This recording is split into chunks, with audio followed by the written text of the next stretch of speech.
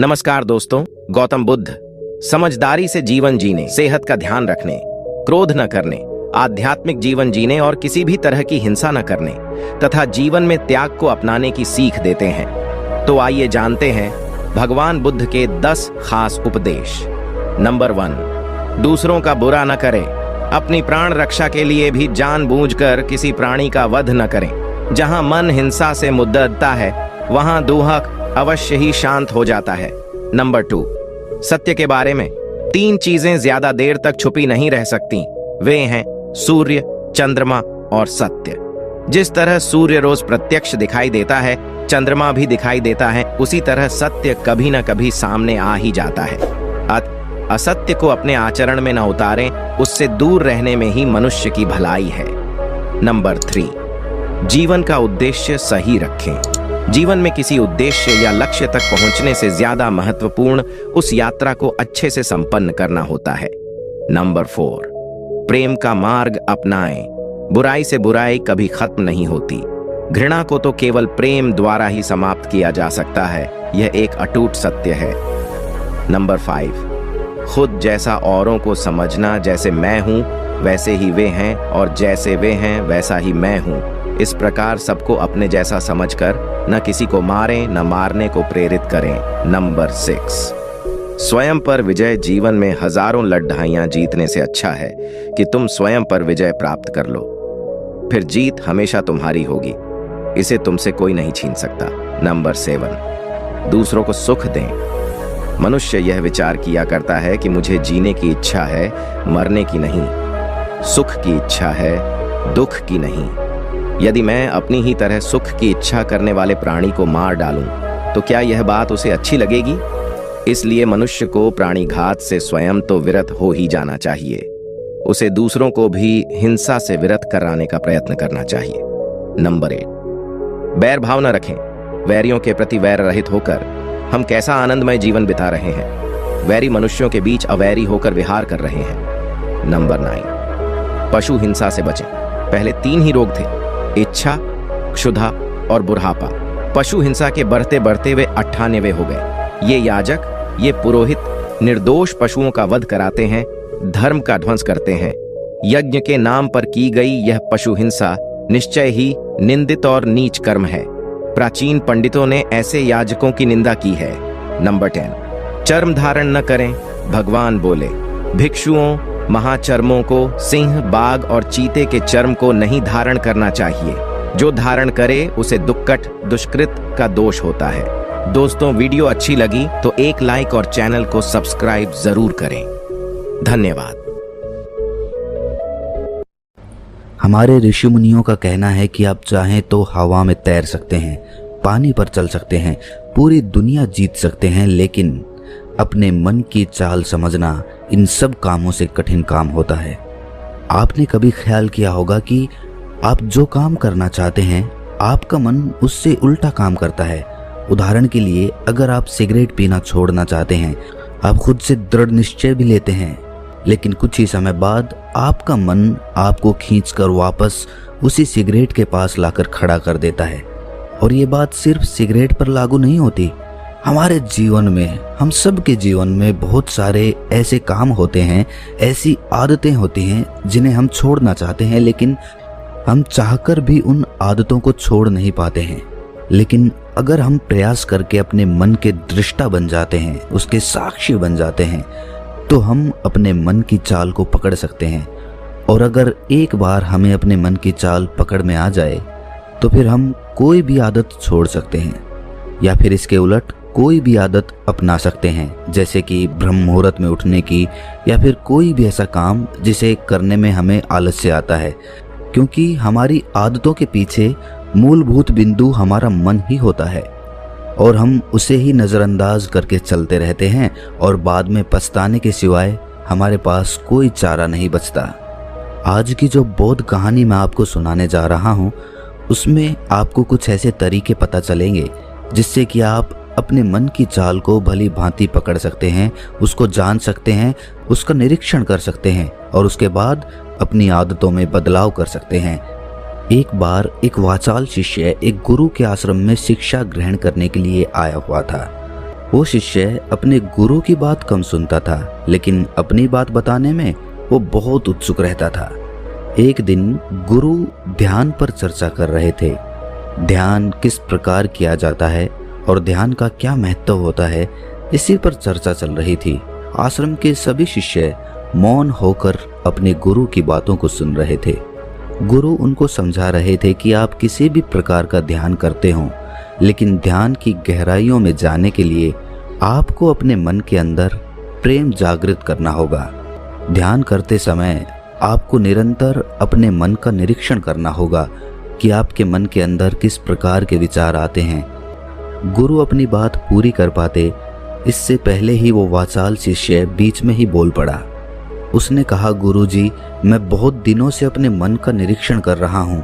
मैं हर आने जाने वाले विचार को बड़ी गहराई से देखता हूँ, समझता हूँ, लेकिन उसके बावजूद मेरे मन की आदतों में कुछ बदलाव नहीं आ रहा है। मैं अक्सर सुबह देरी से उठता हूँ और रोज रात को मैं यही सोचकर सोता हूँ कि मैं सुबह जल्दी उठूंगा, जल्दी उठकर ध्यान करूंगा, अपने मन का निरीक्षण करूंगा, लेकिन मैं ये कर नहीं पाता हूँ।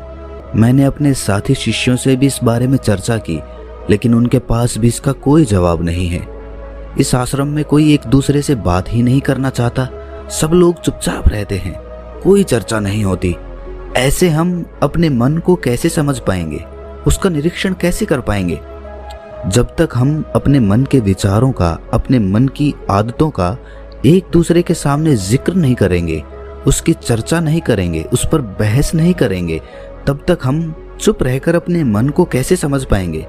कृपया करके इन सभी शिष्यों को समझाने की कृपा करें कि कम से कम एक दूसरे से अपने मन की बात साझा तो करें।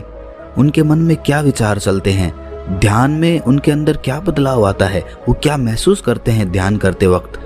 कम से कम आश्रम में इन बातों की तो चर्चा होनी चाहिए। गुरु ने उस वाचाल शिष्य से पूछा कि तुम दूसरों के मन की बात क्यों जानना चाहते हो? उससे तुम्हारा क्या फायदा होगा? क्या तुम्हें आत्मनिरीक्षण करने के लिए दूसरे के मन के विचार जानना जरूरी है? उनके मन में क्या चलता है, इससे तुम्हारा क्या फायदा होगा? क्या तुम मुझे इस बात का उत्तर दे सकते हो? वाचाल शिष्य ने अपने गुरु से इस प्रकार के उत्तर की अपेक्षा नहीं की थी। उसने सोचा कि बात तो गुरुजी ठीक कह रहे हैं, इससे मेरा क्या फायदा होगा? अगर मैं दूसरे के मन की बात जान भी लूंगा या फिर दूसरों के सामने अपने मन की बात बता भी दूंगा, तो उससे मेरा क्या फायदा होगा? क्या मैं अपने मन को समझ पाऊंगा? वो वाचाल शिष्य अपने ही द्वारा किए गए प्रश्न में उलझ चुका था। उसके पास इसका कोई उत्तर नहीं था, लेकिन फिर भी उसने दूसरे शिष्यों के सामने अपनी बात को ऊंचा दिखाने के लिए गुरुजी से कहा कि गुरुजी, अगर हमें ये पता चल जाएगा कि दूसरे के मन में क्या विचार चलते हैं और उन विचारों का वो ध्यान में जाकर किस प्रकार निरीक्षण करते हैं, तो इससे तो हमें भी ध्यान लगाने में आसानी रहेगी। हम भी अपने ध्यान में उसी प्रकार अपने विचारों का निरीक्षण कर पाएंगे, अपने मन को समझ पाएंगे। क्या आपको नहीं लगता कि गहरा ध्यान लगाने के लिए किन बातों का ध्यान रखा जाए, किस प्रकार अपने मन का निरीक्षण किया जाए, इस बात की चर्चा करने से दूसरे शिष्यों का भी भला हो सकता है? गुरुजी ने उससे पूछा कि मान लो कोई शिष्य गहरा ध्यान लगा पाता है और अगर वो तुम्हें अपनी मनोदशा बता भी दे कि किस प्रकार वो अपने मन का निरीक्षण करता है, अपने विचारों का निरीक्षण करता है, तो तुम्हें क्या लगता है कि ये जानकर तुम भी गहरे ध्यान में उतर पाओगे? अगर तुम ऐसा सोच रहे हो तो मैं तुम्हें एक बात बता दूं कि तुम अपने ही मन के बनाए हुए जाल में खुद फंस जाओगे। अगर तुम्हें कोई ऐसी प्रक्रिया पता चल गई कि गहरे ध्यान में किस प्रकार प्रवेश किया जाता है, तो तुम्हारा मन उसी प्रक्रिया का अनुसरण करने की कोशिश करेगा। तुम वर्तमान में उपस्थित होकर अपनी मनोदशा नहीं समझ पाओगे, बल्कि तुम्हारा मन तो उस प्रक्रिया के विचारों में उलझा रहेगा। तुमने अपने मन को एक काम दे दिया करने के लिए और तुम्हारा मन उसी काम को करता रहेगा। तुम भी उस काम में सम्मिलित हो जाओगे, तो तुम अपने मन का निरीक्षण किस प्रकार कर पाओगे? क्योंकि तुम तो खुद अपने मन के साथ सम्मिलित हो गए, तुम तो खुद अपने मन के साथ एक हो गए। गुरुजी ने बताया कि तुम अपने मन को तभी समझ सकते हो जब तुम अपने मन से अलग हटकर अपने मन को देख पाओ, अपने मन की चाल को दूर से खड़े होकर समझ पाओ। जिस भी विषय को या जिस भी चीज को तुम्हें समझना हो, तुम्हें उसे अलग होकर देखना होगा। अगर तुम उसके साथ एक हो गए तो तुम उसको कभी नहीं समझ पाओगे, तुम उसके साथ सम्मिलित हो जाओगे। जिस प्रकार तुम अपने विचारों को समझने की कोशिश करते हो, लेकिन विचारों को समझते समझते तुम अपने ही विचारों में खो जाते हो, कभी अनुभव किया है तुमने? शिष्य ने हाँ में सर हिलाते हुए कहा कि गुरुजी, जब भी मैं अपने विचारों का निरीक्षण करने लगता हूँ तो ऐसा ही होता है, मैं अपने ही विचारों में खो जाता हूँ। कुछ समय बाद मुझे ध्यान में आता है कि मैं अपने विचारों का निरीक्षण कर रहा था, तो उसके बाद मैं फिर से अपने विचारों का दृष्टा बन जाता हूँ, उनका साक्षी बनने की कोशिश करने लगता हूँ। लेकिन कुछ समय बाद मैं फिर से अपने विचारों के साथ एक हो जाता हूँ। गुरुजी ने सभी शिष्यों को समझाते हुए कहा कि जिस प्रकार एक गुस्से से भरा हुआ आदमी कभी भी अपने गुस्से का निरीक्षण नहीं कर पाता, क्योंकि वो खुद अपने गुस्से के साथ एक हो जाता है, वो अपने गुस्से को ही अपना अस्तित्व मान लेता है, और इसीलिए वो ये कभी नहीं देख पाता कि ये गुस्सा उसके मन को किस प्रकार प्रभावित कर रहा है, किस प्रकार ये गुस्सा उसके मन को दुखी कर जाएगा। वो कभी नहीं देख पाएगा, क्योंकि उसके पास वो कला नहीं है कि वो अपने गुस्से को अपने से अलग करके देख पाए। इसी चीज के लिए सारे अभ्यास बने हुए हैं, ताकि तुम सिर्फ एक दृष्टा, एक साक्षी बनकर सभी चीजों को उसके परिपूर्ण, उसके असली स्वरूप में देख पाओ। और जब तुम सभी चीजों का, सभी विचारों का असली स्वरूप देख लेते हो, तब तुम्हें उसकी अनित्यता पता चलती है। तब तुम्हें पता चलता है कि ये सब आने जाने वाली चीजें हैं, लेकिन चेतना, कॉन्शियसनेस, वो हमेशा इंसान के साथ रहती है। वो दृष्टा, वो साक्षी जो उसको देख रहा है, वो हमेशा जीवित रहता है, वो कभी नहीं मरता, वो नित्य है। और वही चेतना होती है। चेतना किसी भी चीज से कभी भी बंधी हुई नहीं होती। चेतना तुम्हारा होश है। दूसरी चीजों को उनके स्वरूप में देख पाने की कला तुम्हें तुम्हारी चेतना से ही मिलती है। जितनी प्रगाढ़ तुम्हारी चेतना होगी, उतने ही अच्छे तरीके से तुम चीजों से अलग हटकर उनको देख पाने में सक्षम हो पाओगे। इसलिए अपनी चेतना को ऊपर उठाने का काम करो, ताकि तुम अपनी चेतना से किसी भी चीज का असली स्वरूप देखने में सक्षम हो पाओ। शिष्य ने पूछा कि गुरुदेव, आपकी बातें कुछ कुछ तो समझ में आ रही हैं, लेकिन एक बात समझ में नहीं आई कि अपनी चेतना को ऊपर उठाने के लिए, अपने आप को ज्यादा होश में रखने के लिए हमें क्या करना होगा। इस पर चर्चा करते हुए गुरु ने बताया कि तुम मौन होकर, चुप होकर सिर्फ अपने विचारों को, अपने मन की प्रक्रियाओं को, अपने अनुभवों को देखना शुरू करो। तुम्हारे अनुभव आते हैं, तुम्हारे अनुभव चले जाते हैं, वो अनित्य है, वो हमेशा हमारे साथ नहीं रहने वाले। लेकिन हमारा मन उन्हीं अनुभवों को पकड़ने की कोशिश करता रहता है। जब तुम्हें कोई अच्छा अनुभव होता है तो तुम्हारा मन चाहता है कि तुम्हें बार बार वही अनुभव हो, और उसी अनुभव को लेने के चक्कर में तुम्हारा मन तुम्हें फंसाता चला जाता है। तुम्हारी चेतना तुम्हारे मन के अधीन हो जाती है। वही होता है एक सिगरेट पीने वाले के साथ, वही होता है एक शराब पीने वाले के साथ, और वही होता है हर बुरी आदत अपनाने वाले के साथ, कि उसकी चेतना उसके मन की गुलाम हो जाती है। अगर तुम अपनी चेतना को अपने मन से आजाद करना चाहते हो तो सबसे पहले मौन रहना सीखो, चुप रहना सीखो। तुम्हारे ज्यादा बोलने की आदत, दूसरों से उनके अनुभव सुनने की आदत तुम्हारे मन को और ज्यादा भर देगी। लेकिन अपनी चेतना को आजाद करने के लिए तुम्हें अपने मन को खाली करना सीखना होगा। जब तुम अपने मन को खाली करोगे, तब तुम्हें अपनी चेतना का असली स्वरूप दिखाई देगा। तब तुम्हें पता चलेगा कि मौन रहकर, चुप रहकर अपनी चेतना को कैसे ऊपर उठाया जाए, कैसे हमेशा चैतन्य रहा जाए। चैतन्य रहना ही हमारा असली स्वरूप होता है, लेकिन हम उसे भूल चुके हैं अपने मन के अधीन होकर। इसीलिए अपनी चेतना को अपने मन से छुटकारा दिलाना होगा। इसके लिए तुम चुप रहकर अपने मन के विचारों को देखना शुरू करो, उसके अनुभवों को महसूस करना शुरू करो।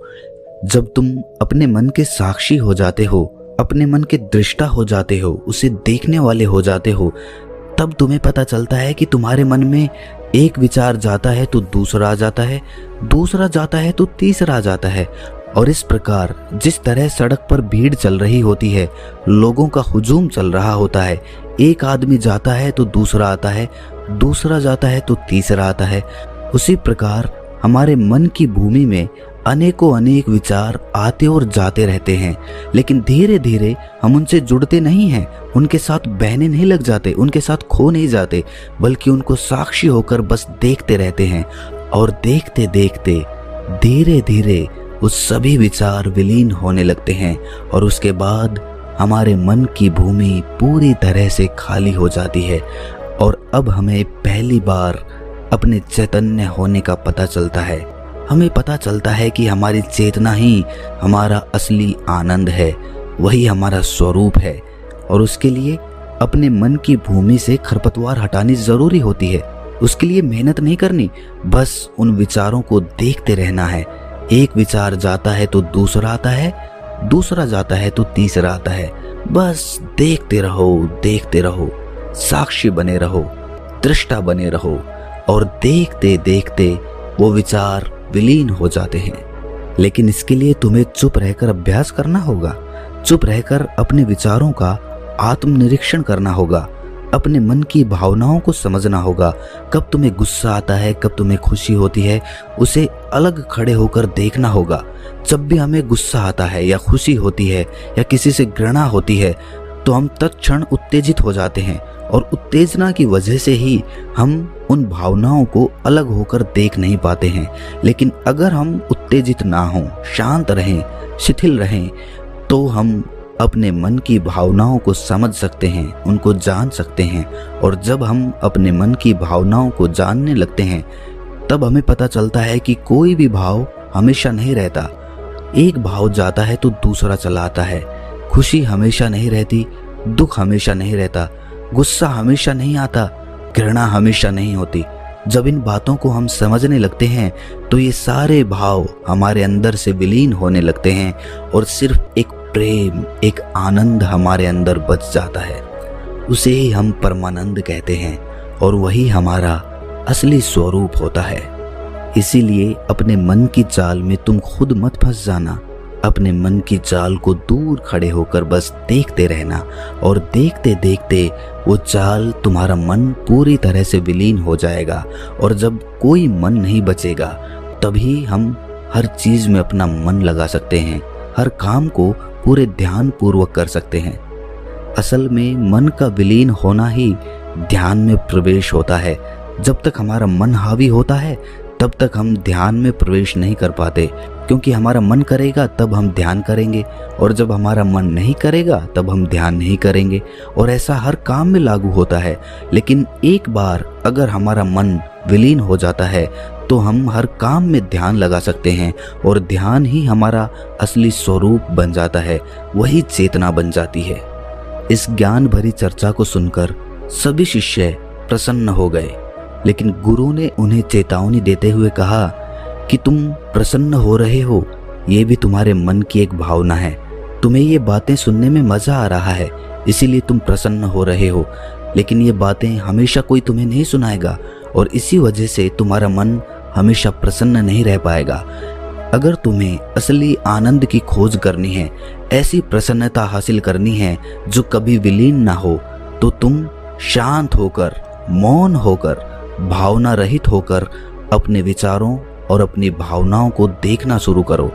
उसके बाद तुम्हें खुद ही महसूस होगा कि चेतना जो होती है वो शाश्वत होती है, वो कभी नहीं मरती और बाकी सभी चीजें अनित्य हैं, वो खत्म हो जाएंगी, वो मर जाएंगी, वो पीछे छूट जाएंगी।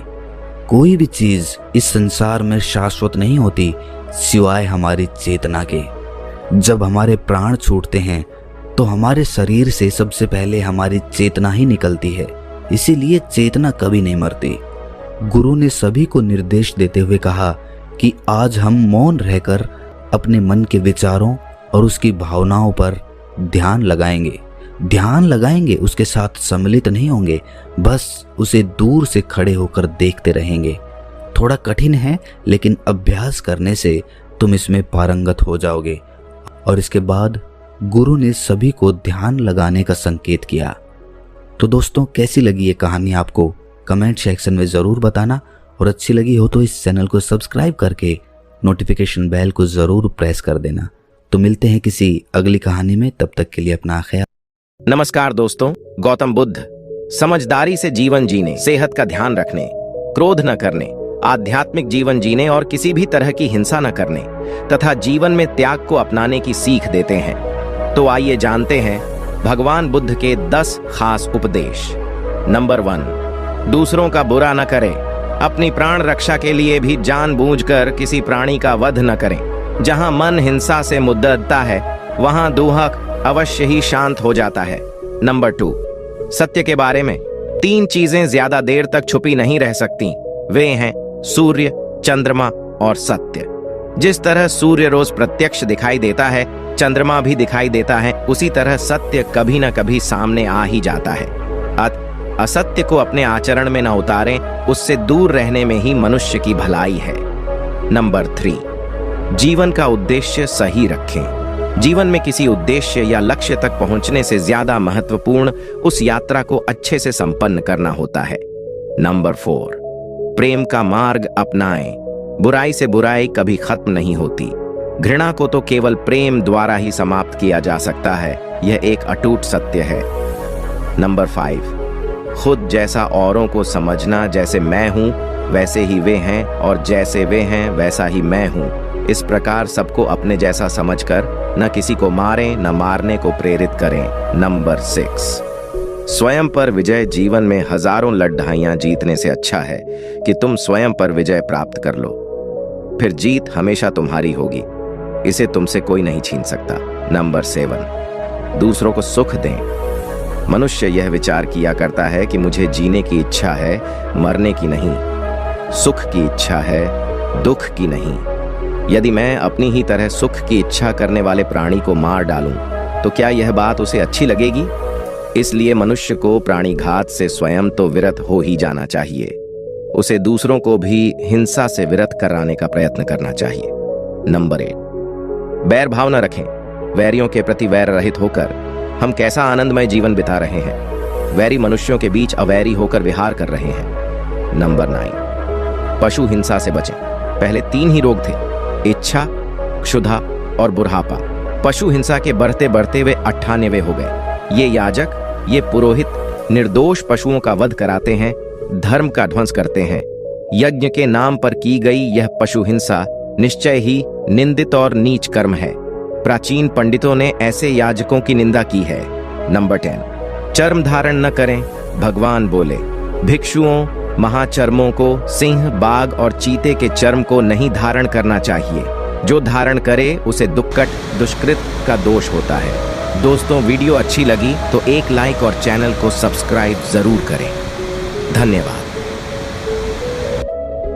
जो बीत गई सो बात गई। अगर आप जीवन में सफल होना चाहते हैं तो इस मूल मंत्र को अच्छे से याद कर लीजिए। अक्सर कई लोग बीते हुए कल और भविष्य की चिंता में इतने खो जाते हैं कि वर्तमान का समय बर्बाद कर देते हैं। अतीत में क्या घटा और भविष्य में क्या होगा, इसकी चिंता छोड़ व्यक्ति को वर्तमान में जीना चाहिए। एक समय पर एक ही काम पर फोकस करें। कई काम एक साथ हाथ में न लें। एक काम पर फोकस करेंगे तो वर्तमान के समय का पूरा उपयोग कर पाएंगे। अलग अलग काम करने से ध्यान भटकता है और कोई भी काम समय पर पूरा नहीं हो पाता। आप सबसे पहले वही काम करें जो आपको आज पूरा करके देना है। वर्तमान में जीने के लिए खुश रहना जरूरी है।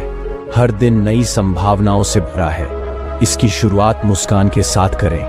अगर आप हर सुबह आशावादी और सकारात्मक दृष्टिकोण रखते हैं तो तनाव से दूर रहेंगे और पूरे दिन समय का सदुपयोग कर सकेंगे। नकारात्मक पहलुओं की चिंता छोड़ दें, ये आपको वर्तमान से दूर करती है। हर दिन की शुरुआत इस सोच के साथ करें कि आपको इस दिन के पूरे समय का सर्वश्रेष्ठ उपयोग करना है। बड़ा सोचो और बड़ा करो। भविष्य के लिए अच्छे सपने देखें, लेकिन इनके बारे में सोचने में ही पूरा समय न निकालें। बेहतर भविष्य के लिए वर्तमान में कड़ी मेहनत करना जरूरी है। ये सपनों को साकार करने की दिशा में पहला कदम है। अपने भविष्य के लिए लक्ष्य और योजनाएं निर्धारित करें। अपनी पिछली उपलब्धियों या असफलताओं पर ध्यान न दें। असफलताएं और उपलब्धि आपको वर्तमान से दूर कर बीते हुए कल में ले जाती हैं। मेडिटेशन आपके दिमाग को वर्तमान में जीने के लिए प्रशिक्षित करता है। मेडिटेशन करने से एकाग्रता बढ़ती है, साथ ही आप वर्तमान की चीजों के प्रति सक्रिय होना सीखते हैं।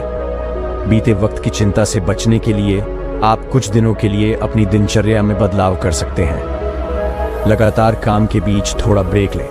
उस समय अपने आसपास के माहौल को ध्यान से देखें।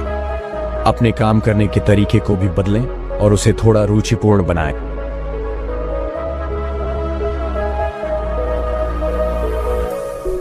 अगर आप अपने जीवन को बेहतर तरीके से जीना चाहते हैं तो महात्मा बुद्ध के अनमोल वचन को एक बार जरूर पढ़ें। भले ही उन्होंने इस बात को सैकड़ों साल पहले कही हो, लेकिन आज भी उनके विचार आपको सफल इंसान बनने में सहायता करते हैं। आइए जानते हैं खास बातों को।